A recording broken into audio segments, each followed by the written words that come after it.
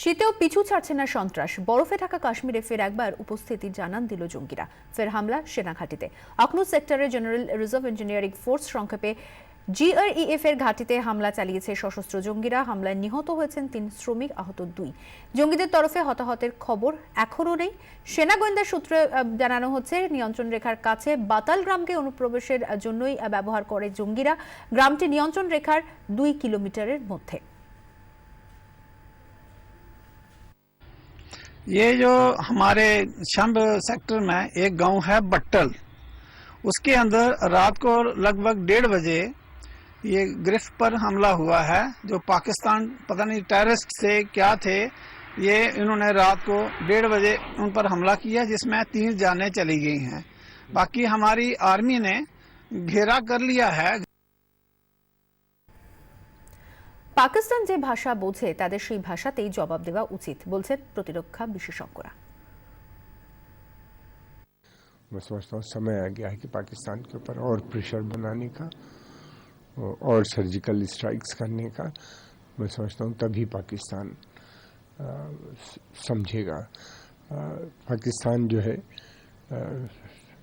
इसी भाषा का आदी है और दूसरी भाषा उसकी समझ में नहीं आता।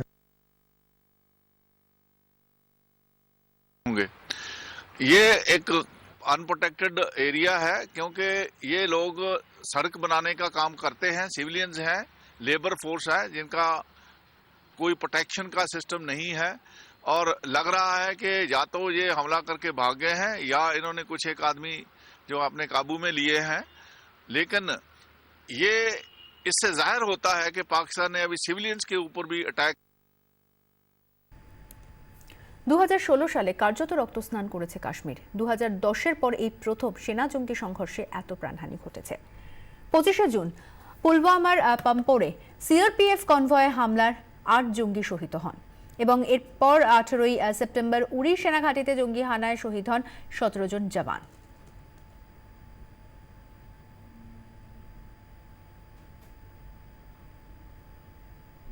18 সেপ্টেম্বর উরি সেনাঘাঁটিতে হামলায় সশস্ত্র জঙ্গিদের হামলাতে 17 জন শহীদ হন। 29 সেপ্টেম্বর বদলা নেয় ভারত। নিয়ন্ত্রণ রেখা পেরিয়ে সার্জিক্যাল স্ট্রাইকে খতম হয় 50-এরও বেশি জঙ্গি।